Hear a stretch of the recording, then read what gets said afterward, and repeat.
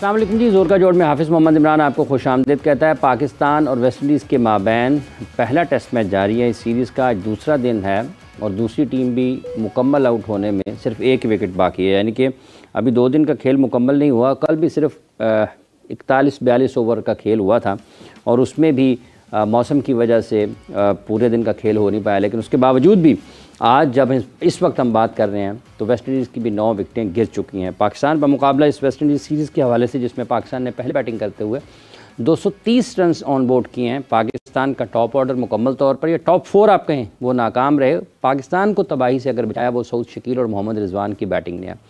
Run इतने on board ज़रूर हो गए जो कि वेस्ट इंडीज़ के लिए एक चैलेंज ज़रूर था और पाकिस्तान ने एक मरतबा फिर अपने स्पिन जाल में फंसाया है वेस्ट इंडीज़ को। नुमान अली और साजिद खान ने अब तक की जो 9 विकेटें हैं वो उन दोनों ने हासिल की हैं। एक और 5 विकेटों का एजाज़ अपने नाम किया है। नुमान अली ने 4 विकेटें ली हैं। साजिद खान ने इब्तदाई तौर पर साजिद खान विकेटें हासिल करने में कामयाब रहे और फिर बाद में जब बारी आई नुमान अली की तो नुमान अली ने भी भरपूर तरीके से दिल खोल कर विकेटें हासिल की। अब ये 5-5 शेयर होती हैं या फिर 6-4 होती हैं, अब यही फैसला होने को। इसी मैच पर हम बात करेंगे। इमरान सोहेल साहब हमारे साथ मौजूद है। अस्सलाम वालेकुम इमरान साहब। वालेकुम अस्सलाम हाफ़िज़ साहब, कैसे हैं जी? खैरियत से? क्या हालात वाक़या चल रहे हैं इमरान साहब? हालात वाक़या आपके सामने चल रहे हैं। देखें, टेस्ट क्रिकेट हो रही है और लोग टेस्ट क्रिकेट को कहते थे टेम्परामेंट की क्रिकेट, तो यहाँ तो टेम्परामेंट वाला चक्कर ही नहीं रहा। यहाँ तो आप अपनी मर्ज़ी से पिचें बनाएं और जो मर्ज़ी कर लें।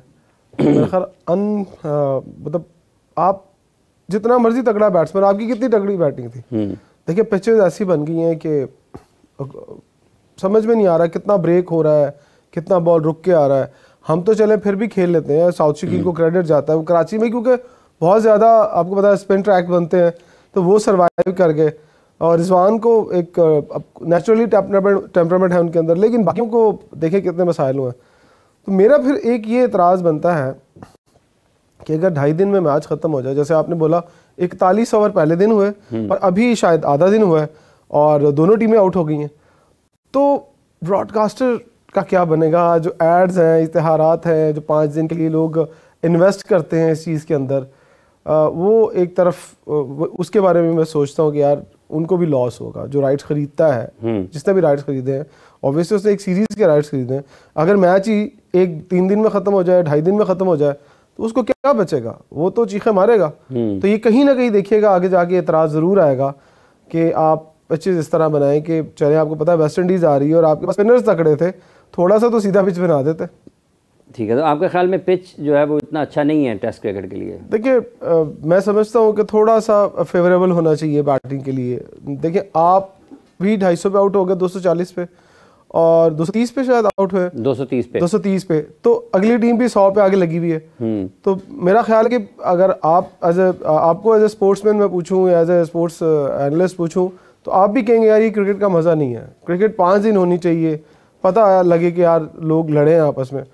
तो मेरा अपना एक पॉइंट ऑफ व्यू है। पाकिस्तान के जो 230 रन हैं उनको कैसे देखते हैं आप? सऊद शकील और रिजवान की बैटिंग और उससे पहले जो पाकिस्तान के जो टॉप 4 थे वो आउट हुए, उसमें भी आप समझते हैं कोई पिच का अमल दखल नज़र आता है? देखिए, पहला बॉल ही जब गिरा था ना, very first ball of the match, वो भी मुझे लगा कि हाँ यार ये तो सीधा सीधा, आपने कमेंटेटर्स की भी बात सुनी होगी, तो पहले बॉल से पता लग गया था ये बहुत ज़्यादा टर्न करेगा और बल्ले पे बॉल आने वाला नहीं है, ऊपर नीचे रहेगा, अंदर बाहर होगा। तो अगर कहीं ना कहीं बाबर आजम को अगर आप देखें आउट होते हुए तो वो उस अंदर आया ज़रूर बॉल, लेकिन उस लेंथ पर नहीं आया या उस हाइट पर नहीं आया जिस हाइट पर वो समझ रहे थे आएगा। तो वहाँ पर भी मैं समझता हूँ अनलकी रहे। पहले ही उनसे अंदर आता हुआ बॉल थोड़ा मुश्किलात होती है उन्हें खेलते हुए। वो बाजू खोल के खेलने वाले प्लेयर हैं, जहाँ उनका बाजू बंद होता है वो मुश्किलात का शिकार होते हैं। लेकिन credit goes to Rizwan and Saud Shakeel. बाकी सबको तो बिल्कुल समझ नहीं आई। आप देख लें पहली 4 विकेटें कैसे गिरी हैं हमारी। कामरान गुलाम ने एक एक्स्ट्रा कवर पे चौका मारा, ड्राइव खेली, वो मैं खुद समझ नहीं आ रही थी कि यार इस तरह की पिच पे इतनी आला ड्राइव मार देना और फिर उसके बाद ट्राई करना, कोशिश करना, फिर आप बहुत मुश्किल से सरवाइव करते हैं। ठीक है। जिस तरह बाबर आउट हुए, सलमान जिस तरह आउट हुए, रिजवान जिस तरह आउट हुए, हुरैरा और जिस तरह से आउट हुए शान, तो ये जो विकटें आप देखते हैं मुख्तलिफ बल्लेबाजों की, इसमें किस हद तक आप समझते हैं कि वो पिच का दबाव उनके ऊपर रहा या गैर ज़रूरी तौर पर शॉट्स खेलने की तरफ चले गए? देखिए हुरैरा के ऊपर तो इत्सेल्फ अपना बहुत दबाव होगा, पहला मैच, और फिर उस तरह से इस तरह की पिचेस आपको फर्स्ट क्लास में नहीं मिलती। फर्स्ट क्लास पे पिचेस मुख्तलिफ होती हैं, उस पर बॉल आता है बल्ले के ऊपर और आपको वो चीज़ नहीं होती। लेकिन यहाँ पर ओब्वियसली हुरैरा ने नए एक तजुर्बे के साथ, नई सोच के साथ आया था, तो उसके ऊपर तो अपना ही बहुत बड़ा प्रेशर था। लेकिन जहाँ दूसरे बैट्समैन की बात करते हैं तो अगर आप दिमाग में वो भी ये सोच के आएंगे यार बॉल बड़ा ब्रेक हो रहा है, जो आउट होके बाहर जाने वाला बंदा है वो आने वाले को क्या कम्युनिकेट कर रहा है कि यार अंदर बॉल कैसा आ रहा है। अगर तो बाहर जाने वाला ये बताया कि हाँ यार मैं अपनी गलती की वजह से आउट हुआ हूँ, लेकिन आप दलेरी से खेलना, और ये पिच भी दलेरी से ही खेलने वाला था, आपको बॉल के ऊपर नज़र रख के पूरा अटैक करके खेलने वाली थी। मुंह उठा के, जैसे देखिए आपने रिजवान की बात की, रिजवान कैसे आउट हुए, रिवर्स स्विप मारी, रिवर्स स्विप ना मारते तो शायद वो कुछ और रन्स कर जाते।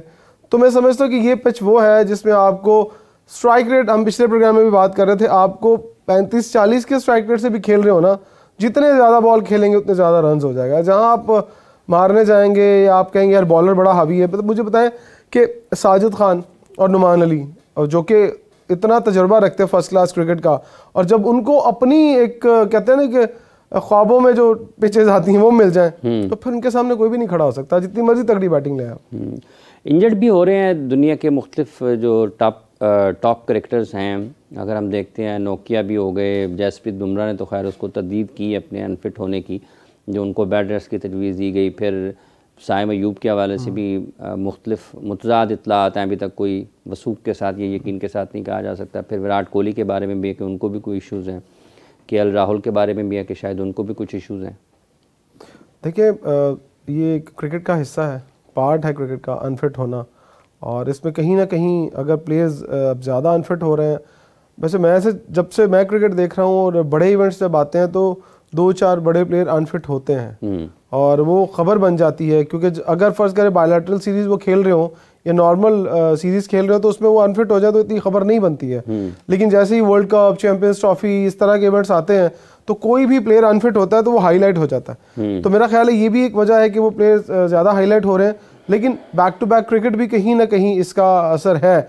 और बुमराह की अगर बात करें, आपने कहा तरदीद की अच्छी बात है अगर वो अनफिट नहीं है तो, लेकिन उनके बॉडी पर भी बहुत स्ट्रेस और प्रेशर है। तो फिर अगर, और वो फास्ट बॉलर हैं, तो जब आप बैक टू बैक क्रिकेट खेल रहे हैं फिर प्रेशर भी आप पे है कि 11 लड़कों का प्रेशर आप नहीं संभालना और आप नहीं मैच जीतने के लिए जाना है, तो फिर माइंड और बॉडी कहीं ना कहीं अटैच होते हैं। तो इसीलिए मैं समझता हूँ कि आपकी जो फिटनेस के मसाइल हैं वो आते हैं। और अनफॉर्चुनेट अगर जैसे साइम के साथ हुआ है, वो तो वाकई ऐसा था कि वो ना साइम का कसूर था ना किसी और का कसूर था। कल पाकिस्तान क्रिकेट बोर्ड ने दौरा भी करवाया सहाफ़ियों को कदावी स्टेडियम की तामीर के हवाले से, तो कहाँ तक आपके ख्याल में जो अंदरूनी तौर, जो अंदर वाला काम है बिल्डिंग के बाहर वाले साइड में अंदरूनी तरफ, वो कहाँ तक आपके ख्याल में उसमें पाकिस्तान क्रिकेट बोर्ड इस लिहाज से यकीन रखता है कि बर वक्त 12, 14, 15 फरवरी तक चीज़ें क्लियर हो जाएंगी?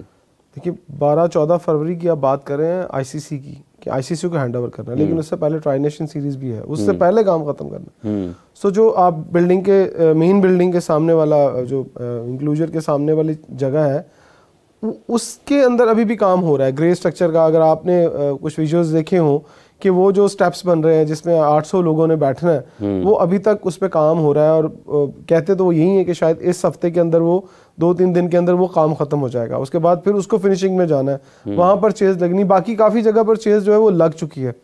लेकिन बाहर की बात करें तो बाहर भी आपने अगर देखा हो, जहाँ उन्होंने एक बहुत बड़ी बेसमेंट बनाई है पानी इकट्ठा करने के लिए, उसके ऊपर तो उन्होंने कारपेटिंग भी कर दी है। बाहर वाले एरिया को काफ़ी हद तक वो समझ रहे हैं, जहाँ जहाँ काम कंप्लीट हो गया वहाँ कारपेटिंग कर दें। लेकिन 12 फरवरी वाली जो डेट है, मैं समझता हूँ उससे पहले आपको इसी मंथ के अंदर ग्राउंड क्लियर करना है अगर आपने ट्राई नेशन सीरीज करानी है तो। अगर नहीं करानी तो फिर आप क्या अचानक से कोई नया वेन्यू के बारे में सोचेंगे कि नहीं यार कोई नया वेन्यू सोच लेते हैं, या फिर ये हो सकता है आखिरी मुझे ऑप्शन समझ में आती है कि आप जो फाइनल है ट्राई नेशन सीरीज का वो आप कज़ाफी स्टेडियम में रख लें एज अ टेस्ट, और होना भी ऐसे ही चाहिए था कि आप फाइनल करवा लेते, बाकी मैचेस राइट लेफ्ट जहां भी आपको समझ आती है वहां करवा लेते। तो अभी तो पहला चैलेंज ट्राई नेशन सीरीज वाला, उसके बाद आईसीसी को जब हैंडओवर करनी वो तो बाद में आएगा मामला। कितना की काम है आपके ख्याल में बाकी रह गया जो पाकिस्तान क्रिकेट बोर्ड को, जैसे आपने कारपेटिंग का जिक्र किया है बाहर वाली साइड पे? देखिए अभी तो मेरे हिसाब से कारपेटिंग वाला मामला तो 10 से 20% हुआ है, लेकिन जब तक आपका अंदर का चाहे वो आप उसको फिनिशिंग वर्क कर लें, चाहे उसको आप ग्रे स्ट्रक्चर कह लें, चाहे पेंट कह लें, क्योंकि हैवी मशीनरीज ने तो अंदर आना ही आना है, उन्होंने आगे काम करना है। जब मशीनरीज बाहर निकल जाएंगी उसके बाद हम कोई भी ये बात बता सकते हैं कि हाँ यार सब क्रेनें मशीनें सब बाहर चली गई हैं, वो जो जंगला लग रहा है आपकी खंदक के अंदर वो जंगला भी अभी कुछ हिस्सा बाकी है। तो आई होप के जो 27 जनवरी या 25 जनवरी का उन्होंने कहा कि उन्होंने कहा था 2-3 दिन आगे भी हो सकते हैं, मौसम नकवी साहब ने कहा था, वो कोई बड़ी बात नहीं है। लेकिन फिर भी मैं समझता हूँ अगर 31 जनवरी तक भी ये ख़त्म कर लेते हैं तो ये बहुत बड़ा क्रेडिट जाता है मौसम नकवी और उसकी टीम को। देखिए अभी आज हम बात करते हैं तो ये टेस्ट मैच का दूसरा दिन है, 18 तारीख़ है, और बाकी 10-12 दिन में आपको लगता है कि नक्शा कुछ बदल सकता है कदाफी स्टेडियम का? देखिए सीट्स तो लग जाएंगी, सिटिंग जो कैपेसिटी है आपको नज़र आना शुरू हो जाएगी। हाँ ये सीटें लग गई हैं 35,000, तो यहाँ पर आपको एक लुक नज़र आनी शुरू हो जाएगी। अभी तो ग्रे लुक बहुत ज़्यादा नज़र आती है हमें। अभी स्क्रीन की कल SMDs आ गई हैं, स्क्रीन का जो जंगला था वो लग गया जो उन्होंने खड़ा करना था, अब SMDs फिट होंगी, फिर 1-2 लाइटों का काम रहता है, जो टावर लाइट्स हैं उनका काम रहता है। हमारी ख्वाहिश और दुआ यही है कि ये जो टास्क लिया है PCB ने कि इसको 25 या 27 जनवरी तक ख़त्म कर दो, ये ख़त्म हो जाए। अगर यहाँ से 1-2-4 दिन आगे जाते हैं, अगर ये कहते हैं कि 31 जनवरी तक हम पूरा कंप्लीट करेंगे, लेकिन पूरा काम तो आपको भी पता है अभी नहीं ख़त्म होगा, क्योंकि जो बैक हैंड पे जो PCB ने ऑफिशियल्स के लिए बिल्डिंग बनाई है अपनी, वो तो इन्होंने रोकते नहीं है, उसको सिर्फ ग्रे स्ट्रक्चर करना है, सफाई सुथराई करनी है, और बाकी फिर उसका जो फिनिशिंग का काम है वो चैंपियंस ट्रॉफी के बाद होगा। सो अभी ये नहीं कह सकते, शीशे का काम कर देंगे बाहर से, यस सारा उसको बाहर से टाइलिंग कर देंगे, वो जो टाइलिंग इन्होंने करनी है, उसके बाद फिर पीछे वाला काम बाद में होगा। ये तो पहले भी उन्होंने कहा था कि हम जो PCB का ऑफिस वाला काम है वो हम बाद में करेंगे, लेकिन जो इनर लुक है स्टेडियम की आपको ड्रोन कैमरास के जरिए वो पूरा एक विजुअल दिखाने हैं, वो कहीं ना कहीं ये डेंटिंग पेंटिंग करके तो वो ठीक कर दें। ठीक है। दूसरा जहाँ तक ताल्लुक इस चीज़ का है कि प्रेसिडेंट कप भी चल रहा है, उसके साथ साथ पाकिस्तान की वुमेन अंडर-19 टीम भी बैरून मुल्क मौजूद है। इस सारी क्रिकेट एक्टिविटी में, प्रेसिडेंट कप में और फिर स्ट्राइकर फोर्स, कहाँ कहाँ पर आपको लगता है कि कुछ बेहतरी की ज़रूरत अभी नज़र आती है स्ट्राइकर फोर्स की, प्रेसिडेंट कप की?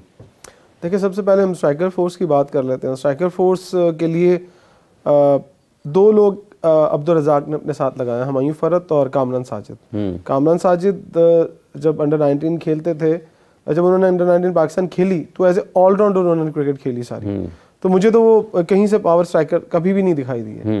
वो as a medium pacer bowler और लेफ्ट हैंड बैट्समैन के तौर पर उन्होंने लोअर ऑर्डर बैटिंग की है, लेकिन चौके छक्के टू बी वेरी फ्रैंक मैंने कभी नहीं देखे उनके। सो आई डोंट नो कि क्यों उनको उनके साथ फिट किए गए, क्योंकि स्पेशलिटी क्या है ये पहले, क्योंकि पाकिस्तान क्रिकेट बोर्ड के अंदर बहुत सारी अपॉइंटमेंट्स ऐसी होती हैं जो कि स्पेशलिटी को हटकर कुछ जाती ताल्लुकात की बिना पर होती हैं। और हुमायूं फ़रत साहब एज ए विकेट कीपर खेले पाकिस्तान से, आपको भी पता है वो कितने बड़े हिटर थे, वो कितने बड़े स्ट्राइकर थे। तो कोचिंग कोर्स जिनको आप करवा रहे हैं, चाहे वो इंटरनेशनल प्लेयर हैं, क्या उनको कहीं ना कहीं जॉब्स तो आपने देनी है। लेकिन बात करते हैं अब्दुल रज़ाक साहब की, मुझे नहीं लगता कि अब्दुल रज़ाक साहब पावर हिटर्स बना पाएंगे। पावर हिटिंग इटसेल्फ एक नेचुरल टैलेंट होता है। हाँ ये वो उन्हें ज़रूर सिखा सकते हैं कि किस टाइम पे आपने कौन से शॉट मारने हैं, किस तरह से आपका फ्रंट फुट और बैक फुट चलना चाहिए, लेकिन ये सारी चीज़ें आप साहब आपको भी पता है कि ये अंडर-17 अंडर-19 लेवल पर आपको सिखानी पड़ेंगी, तभी आपके लड़के आगे जाके बड़े शॉट्स वाली क्रिकेट खेलेंगे। दूसरी जानब आपने अंडर-19 वुमेन्स टीम की बात की, बहुत नई टीम है अभी, आप उनसे ज़्यादा तवक्कुआत जो है वो वाबस्ता ना करें कि वो कोई बड़ा कारनामा सर अंजाम देंगी, या कोई अगर वो नेपाल से हार सकते हैं तो फिर आप एक्सपेक्ट कर लें कि वो और इससे भी छोटी टीम से हार सकते हैं। अभी उन्हें टाइम चाहिए, 3-4 साल चाहिए, और उससे पहले आपको स्कूल और कॉलेजेस की क्रिकेट शुरू करनी पड़ेगी प्रॉपर, फिर जाके आप अंडर-19 पाकिस्तान की वुमेन्स की टीम की बात कर सकते हैं। दूसरी आप प्रेसिडेंट कप की बात कर रहे हैं, तो वो कहीं ना कहीं मुझे गुम होता दिखाई दे रहा है। जहाँ इतनी बड़ी क्रिकेट हो रही है, टेस्ट क्रिकेट हो रही है, अंडर-19 क्रिकेट हो रही है, तो वो उसके एक प्रेस रिलीज की हद तक तो हमें समझ आती है कि आज किस बैट्समैन ने 100 किया है। दूसरी जानिब जो आपके मेन प्लेयर हैं, मेन की जो है, आपके सारे प्लेयर तो जो तगड़े प्लेयर हैं वो खेल रहे हैं आपकी बांग्लादेश प्रीमियर लीग, तो जो हुस्न है आपकी डोमेस्टिक क्रिकेट का वो सारा बाहर चला गया। तो आप किस तरह कह सकते हैं कि आपकी क्वालिटी डोमेस्टिक क्रिकेट हो रही है? तो मुझे ये है कि अगर आप डोमेस्टिक क्रिकेट कराते हैं तो पाबंद करें सबको कि वो यहाँ खेलें। NOC दे ही जा रहे हैं, वो सारे बाहर जाके खेल रहे हैं, पैसे कमा रहे हैं। 93 रन की लीड पाकिस्तान को मिली है और 137 रन पर आउट हो गई है वेस्टइंडीज़ की टीम। 230 रन पाकिस्तान ने पहले बैटिंग करते हुए बनाए थे। पहले टेस्ट मैच की पहली इनिंग्स में 230 रन पाकिस्तान ने बनाए और उसके जवाब में वेस्टइंडीज़ की टीम 137 रन पर पवेलियन लौट गई है। ये पाकिस्तान की पहले टेस्ट मैच में बॉलिंग की कारकर्दगी है, जिसमें वेस्टइंडीज़ को महदूद किया है पाकिस्तान ने 137 रन तक। अब पाकिस्तान बैटिंग करने के लिए आएगा, देखते हैं कि पाकिस्तान कितनी लंबी बैटिंग करता है। पाकिस्तान की तरफ से 5 विकेटें हासिल की हैं नोमान अली ने, 4 विकेटें हासिल की हैं साजिद अली ने और 10वें बल्लेबाज को आउट करने में कामयाब हुए हैं अबरार अहमद।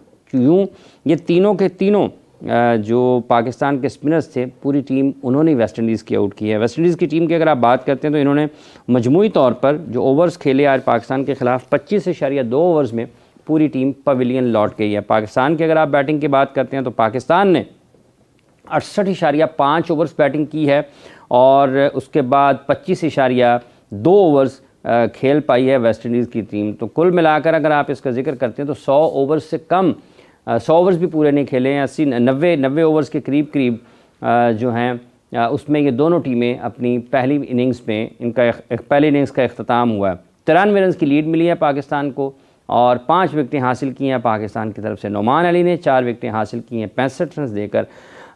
साजिद खान ने और 1.2 ओवर में 1 विकेट हासिल की है 6 रन के इवज़। अबरार अहमद ने, नोमान अली ने 11 ओवर्स में 2 मेडन किए 39 रन देकर 5 विकेटें हासिल की। इनका इकॉनमी 3.54 का रहा। अबरार अहमद के 6 रन्स बने 8 गेंदों पर और उसके साथ साथ खुर्रम शहजाद ने सिर्फ 1 ही ओवर किया, जो कि पाकिस्तान ने 1 फास्ट बॉलर खिलाया था तो 1 ही ओवर उन्होंने किया है। साजिद खान जिन्होंने 12 ओवर्स में 65 रन दिए और 4 विकेटें हासिल की हैं। इंग्लैंड के ख़िलाफ़ पाकिस्तान ने जब टेस्ट सीरीज़ खेली थी, पहला टेस्ट मैच हारने के बाद पाकिस्तान ने अपनी हिकमत अमली तब्दील की और पाकिस्तान स्पिन विकेटों की तरफ गया, टर्निंग पिचेस की तरफ, और उसकी उन पिचेस को देखते हुए साजिद खान और नोमान अली को पाकिस्तान की प्लेइंग 11 में शामिल किया गया। दोनों टेस्ट मैचेस पाकिस्तान ने मुल्तान और पिंडी में यानी कि रावलपिंडी में जीते और उसके बाद अब एक मरतबा फिर जब पाकिस्तान अपने मैदानों पर टेस्ट क्रिकेट खेल रहा है तो वेस्टइंडीज़ की टीम दौरा कर रही है पाकिस्तान का, जिसके पहले टेस्ट मैच की पहली इनिंग्स में 230 रन पाकिस्तान ने स्कोर किए थे और उसके जवाब में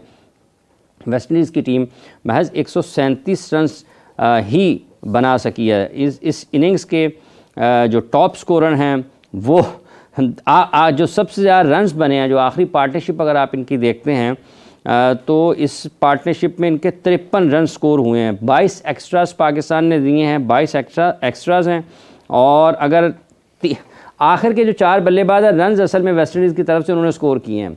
ऊपर ब्रैथवेट डबल फिगर में गए 11 रन बनाकर, उसके बाद उनके जो साथी ओपनर थे वो 1 रन 2 3 4 5 6 यानी कि 5-6 बल्लेबाज ऐसे हैं जो डबल फिगर में भी नहीं जा सके हैं। 1 2 3 4 5 6 बल्लेबाज डबल फिगर में भी नहीं जा सके हैं।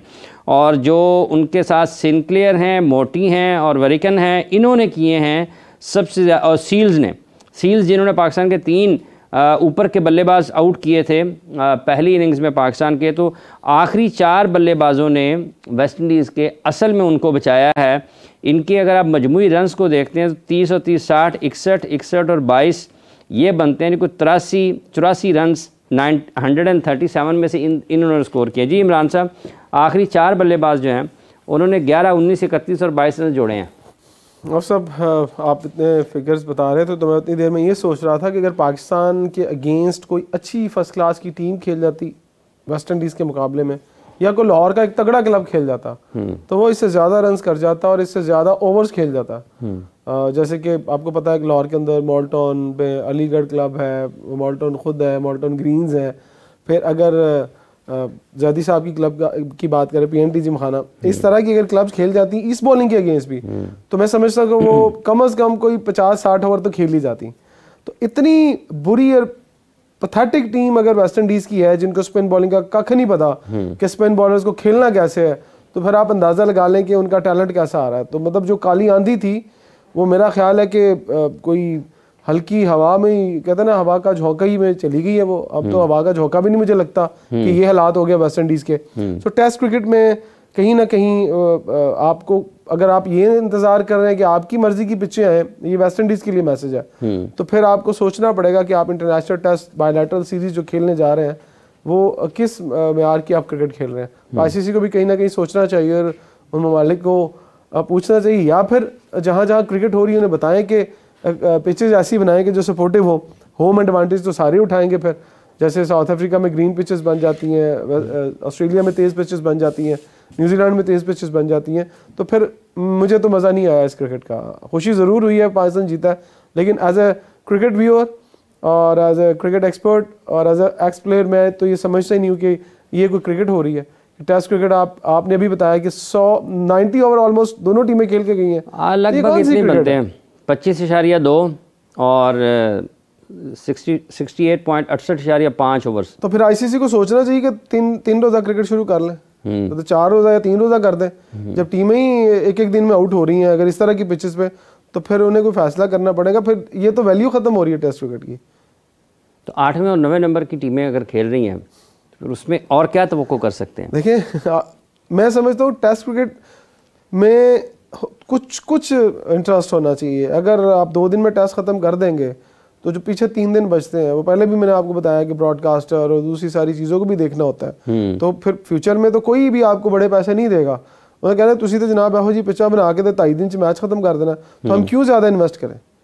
सो ये भी बड़ी इंपॉर्टेंट चीज़ है। जब तक फ़र्ज़ करें इंग्लैंड आएगी खेलने के लिए, ऑस्ट्रेलिया खेलने के लिए आएगी, तभी ब्रॉडकास्टर आपको ज़्यादा पैसा देगा, ज़्यादा बिड करेगा। तो जब आएंगी छोटी टीमें तो फिर आपको बिडिंग में पैसा भी नहीं मिलेगा, मतलब आपका फाइनेंशियली नुकसान भी हो रहा है। आप मैच तो जीत रहे हैं। देखिए यहाँ पे हमने कौन सा टेस्ट चैंपियनशिप का फाइनल खेल जाना था, नहीं खेलना था ना। सो हमारे लिए मैच इंपॉर्टेंट नहीं था, हमारे लिए क्रिकेट अच्छी होनी चाहिए थी। हमारे लड़कों को भी बारी लेने का मौका मिलता, खेलने का मौका मिलता, तो उनका भी नुकसान और अपना भी नुकसान। और कहते ना तो खेडन देंगे ना सी आप खेडेंगे। अच्छा, जहाँ तक ताल्लुक ये है कि ट्राई नेशन सीरीज़ है और उसमें पाकिस्तान के जो ओपनिंग बैटर हैं साइम अयूब, उनके बारे में कोई पाकिस्तान क्रिकेट बोर्ड ने अपडेट किया कि क्या उनकी इंजरी के हवाले से अपडेट हैं? शायद कल पाकिस्तान क्रिकेट बोर्ड ने एक पर कहा कि कोई बहुत ज़्यादा संजीदा नौयत की इंजरी नहीं है। कुछ मालूमात तफसीलात हैं कोई इस हवाले से? देखिए मैं एक टीवी चैनल पर देख रहा था, कल ही की बात है कि साइम अयूब कल के दिन में अगर लंदन के अंदर अगर वो हाथ में उन्होंने स्टिक पकड़ी हुई है और सारे के साथ चल के आ रहे हैं और गाड़ी में बैठ रहे हैं और कहते हैं दुआ करें कि मैं फिट हो जाऊँ, जल्दी क्रिकेट में वापस आ जाऊँ, तो पाकिस्तान क्रिकेट बोर्ड से तो अभी तक रिपोर्ट्स नहीं उनकी सामने आई।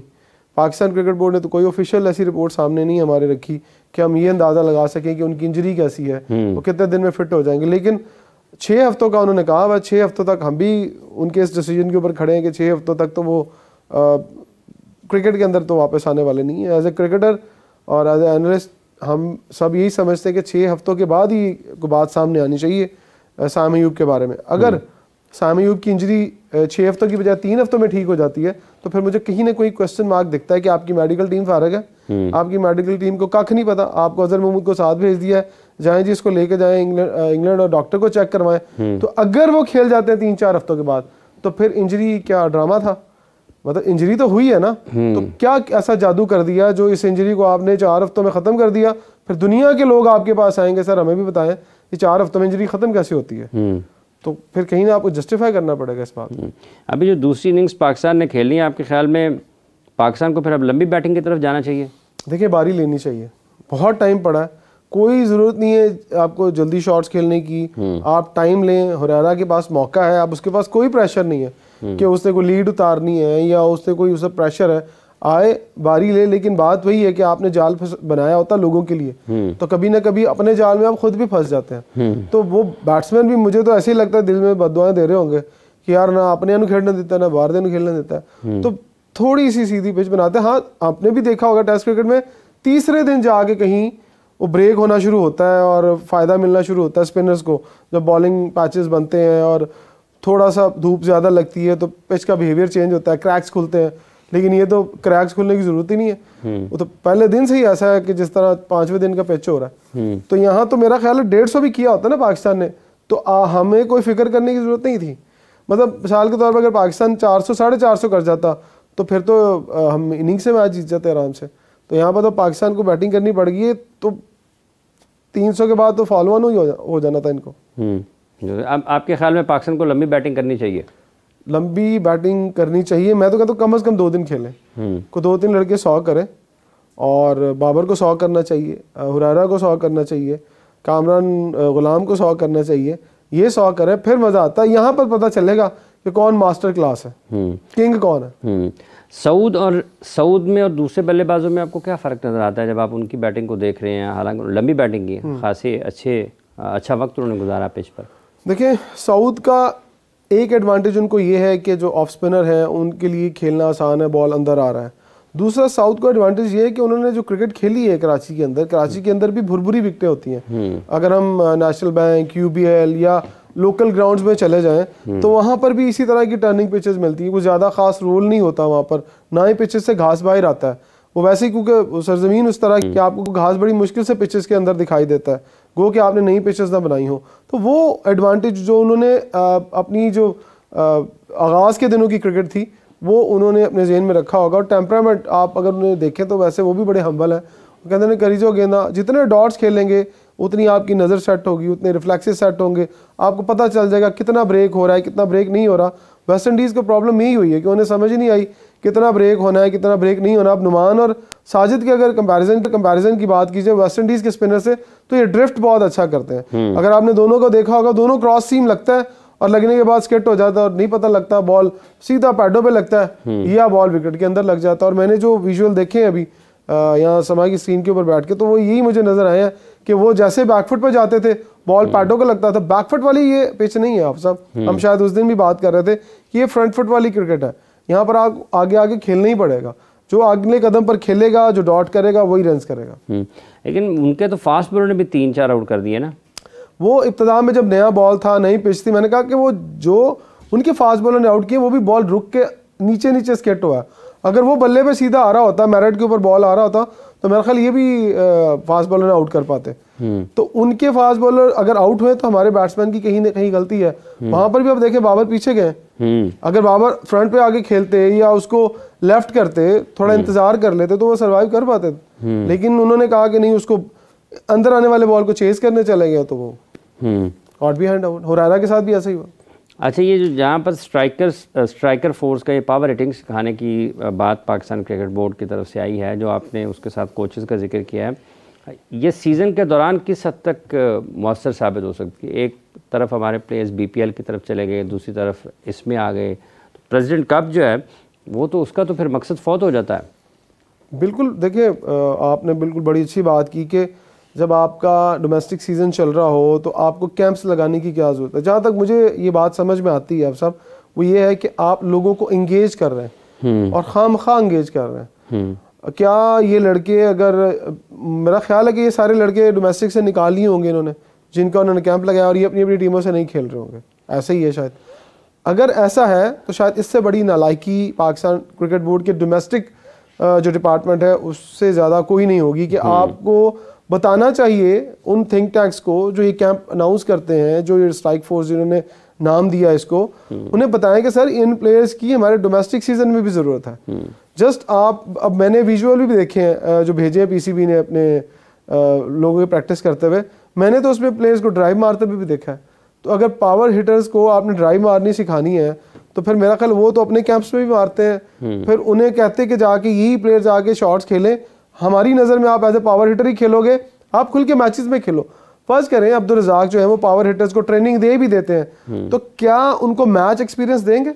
टेस्ट तो उनका आपका आ जाके T20 और वनडे क्रिकेट में ही होना है। और फिर आप, इसका मतलब है कि आप लोअर ऑर्डर बैट्समैन तैयार कर रहे हैं और आप मिडिल ऑर्डर बैट्समैन तैयार कर रहे हैं। आपको पावर हिटर की जरूरत कहाँ पड़ती है जब आपके ओवर्स कम रह जाते हैं? तो अगर फर्ज करें आपने कैंप के अंदर वो प्लेयर सेलेक्ट किए हैं जो अपनी टीमों से कोई एज ए ओपनर भी खेलते हैं, वन डाउन प्लेयर भी खेलते हैं, तो अगर आप उन्हें ये सिखा रहे हैं कि आपने जाते ही फेंटी कैसे लगानी है, तो कहीं ना कहीं वही वाली बात आ जाती है, कौवा चला हंस की चाल और अपनी भी भूल गया। ये ना हो कि बच्चे अपनी भी क्रिकेट भूल जाएं और पावर हिटिंग की बिना सीखनी है उनको। फ़खर जमान ने बहुत तारीफ़ की है विराट कोहली और रोहित शर्मा की। वो कहते हैं कि हम उनकी फॉर्म को नहीं, उनके मायार को देखकर तैयारी करते हैं। तो किस तरीके से देखते हैं इन टॉप क्रिकेटर्स के जब आप एक दूसरे के बारे में बातचीत करते हैं? देखिए, मैं एक खुल के थोड़ी सी बात करूंगा कि फ़खर जमान ने अगर दोनों प्लेयर्स की बात की, वो बड़े प्लेयर हैं और फ़खर जमान भी बड़े प्लेयर हैं, तो जो एक दूसरे के बारे में बात करने वाली बात है तो फिर वो यही है ना कि आप किसी की तारीफ़ करेंगे उसके बदले में आपकी भी तारीफ़ हो। सहाफ़ी पूछेंगे कल को विराट कोहली को या रोहित शर्मा को फ़खर ज़मान आपके बारे में कहते हैं आप बहुत अच्छे प्लेयर हैं, तो आपका क्या कहना है? तो उसके बदले में क्या कहेंगे, जी फ़खर ज़मान भी बहुत अच्छे प्लेयर हैं। सो ये तारीफ़ें तो हम शुरू से वैसे फाइनल जीता हुआ है उनसे। हाँ, हम फाइनल तो हमने जीता हुआ है, लेकिन वही वाला फाइनल ना जिसमें आप ये बात कर रहे हैं, 100 वाली बात कर रहे हैं, तो तारीफ तो बनती है दोनों की आपस में। देखिए बड़े प्लेयर एक दूसरे की तारीफ कर सकते हैं, क्यों नहीं उन्होंने छोटे लोगों की तारीफ की। हाँ, लेकिन अब मेरा ख्याल है कि सपोर्ट की ज़रूरत सबको ही है। विराट कोहली को भी लोगों की सपोर्ट की ज़रूरत है इस एज के अंदर, जब उनका अब करियर ऑलमोस्ट ख़त्म होने वाला है। कितने ज़्यादा 2 साल 3 साल क्रिकेट खेल लेंगे सारे लोग, विद फ़खर ज़मान भी, इनकी भी इतनी क्रिकेट ही रह गई है। सो ऑब्वियसली वेटरन्स जो है वो एक दूसरे की तारीफ़ कर रहे हैं, अच्छी बात है, एक दूसरे को हौसला दे रहे हैं। अच्छा, इसके साथ साथ जब हम इस टेस्ट सीरीज़ की बात कर रहे हैं, साथ ही साथ कज़ावी स्टेडियम है, फिर नेशनल स्टेडियम कराची है। कराची से क्या खैर खबर है तामीराती काम के हवाले से, और वहाँ पर भी चूँकि मैचेस हो रहे हैं ना उसके सैफरी की सीरीज़ के? देखिए मैंने जो विजुअल्स देखे हैं नेशनल स्टेडियम के, वहाँ मुझे काम थोड़ा सा सुस्त रवि का शिकार दिखाई देता है। अगर रोज़ की बुनियादों पर हम देखें, विज़िट करते हैं अगर मुख्तलिफ वेबसाइट्स का, मुख्तलिफ चैनल्स का, मुख्तलिफ ख़बरों को मैं पढ़ता हूँ, तो मैं देखता हूँ उन विजुअल्स में मुझे वहाँ काम उतना स्पीडी दिखाई नहीं देता जितना लाहौर के अंदर स्पीडी दिखाई देता है। उसका जो सबसे बड़ा मुझे फ़र्क दिखाई देता है कि बैक टू बैक दौरे होते हैं मोहसिन नकवी साहब के, क्योंकि साथ ही उनका पीछे घर है, आपको भी पता है कि वो जब आते हैं और गुजरते गुजरते यहाँ चक्कर लगा जाते हैं, कभी रात को, कभी दिन को, कभी सुबह सुबह। तो उससे जो प्रेशर डेवलप हो रहा है जो कॉन्ट्रैक्टर है उनके ऊपर भी, और वो उस काम को जल्दी कर रहे हैं। लेकिन नेशनल स्टेडियम जो कराची है उसकी आप साहब ने देखा है कि लुक वही है जो पहले थी। अगर लोग ये हाँ हमने जो प्लेयर्स का व्यू है वो अच्छा कर रहे हैं, तो क्या कराची के स्टेडियम का व्यू अच्छा है? आपने अगर बैठ के देखा हो, मैं वैसे मुझे कभी इत्तेफाक नहीं हुआ कराची स्टेडियम जाने का, आज तक नहीं देखा, तो मुझे नहीं पता कि वहाँ की व्यू कैसा है, व्यू कैसा नहीं है। तो अगर आपने उसको फ्यूचर प्लान में रखा हुआ है कि आपने उसका भी व्यू बेहतर करना है, तो फिर आपको उसे ऐसे ही रहने देना चाहिए था। थोड़ी बहुत जो आपको वॉशरूम्स और छोटी छोटी चीज़ें थी वो ठीक होने वाली थी वो कर लेते, फिर उसको भी पूरा तोड़ के बनाते, उसका भी व्यू जो है वो इंटरनेशनल स्टेडियम जैसा करते, तो मुझे ज़्यादा खुशी होती। लेकिन वहाँ का काम भी दुआ कर सकते हैं कि जल्दी हो जाए मुकम्मल। इमामुल हक किस टेस्ट मैच में नहीं खेले, कहीं कहीं ये भी बात हो रही है कि शायद उन्हीं को मौका देना चाहिए था, क्योंकि वो अच्छी जगह अच्छे रन्स करते हुए आ रहे थे। वो शुक्र अदा कर रहे होंगे, वो कह रहे होंगे शुक्र है मैं इस पिच पे नहीं खेला। देखिए इतनी देर बाद इमाम का वापस आना और फिर इस तरह की पिच, आई थिंक सो कि वो कह रहे होंगे कि ठीक है यार मैं नहीं खेला, क्योंकि इस पिच पे हाफिज साहब सर्वाइव करना बहुत मुश्किल है। 2 लोगों ने रन्स किए हैं और वो भी उन्होंने अपने एक हम्बल होने की वजह से किए हैं। तो इमाम भी कहीं ना कहीं बैठ के सोच रहे होंगे, कभी ना कभी उन्हें पॉडकास्ट में पूछा जाएगा ना कि यार इस पिच पे नहीं खेले, तो उन्होंने यही कहना कि यार अच्छा हुआ नहीं खेला। तो उन्हें भी स्ट्रगल करना पड़ना था। अगर वो वापसी इतनी देर बाद हुई है और वो जल्दी आउट हो जाते, तो फिर वही वाली बात होनी थी, वो जो पर्ची की आवाज़ें लगती है ना, तो फिर लगनी शुरू हो जानी थी। लेकिन फिर उसी जगह पर एक नया खिलाड़ी भी तो खेल गया ना। अगर इमाम के साथ अगर उनके खेलने से उनको मसला होता तो फिर एक नया खिलाड़ी तो उससे भी ज़्यादा मुश्किलात का शिकार हो सकता है। देखिए नया खिलाड़ी जो खेला है उसको रन्स करने चाहिए थे। देखिए कोई भी यंगस्टर आता है ना, तो हमारी दुआ, हमेशा मेरी दुआ उसके साथ होती है, सबकी होती है कि वो अगर यहाँ तक पहुँचा है तो वो टीम में जगह भी बनाए। लेकिन फिर कहीं ना कहीं ये सोचता हूँ कि क्या हमारा डोमेस्टिक स्ट्रक्चर इस तरह का है कि हम डोमेस्टिक में तो रन्स कर लेते हैं, जैसे ही हम बड़ी क्रिकेट में आते हैं तो बड़ी क्रिकेट में आने के बाद मोस्टली लड़के फ्लॉप हो जाते हैं। अगर वहाँ रन्स करने वाला प्लेयर हम खिलाते हैं इंटरनेशनल क्रिकेट में, फिर तो हमारे पास एक लॉट खड़ी होगी, 3-3 4-4 प्लेयर एक लड़के के पीछे खड़े होंगे बैकअप के लिए। इसीलिए तो किसी के पीछे बैकअप नहीं होता। साइम अयूब अनफिट होते हैं तो हमें किसको लाना पड़ता है? इमामुल हक को, जो कितने अरसे से क्रिकेट खेल रहे हैं। तो हम क्या हुरैरा को साइम के रिप्लेसमेंट में लाए? नहीं, साइम को वैसे हुरैरा को मौका दिया गया डोमेस्टिक क्रिकेट की वजह से, और जो रिप्लेस किया है साइम को वो किया इमामुल हक ने।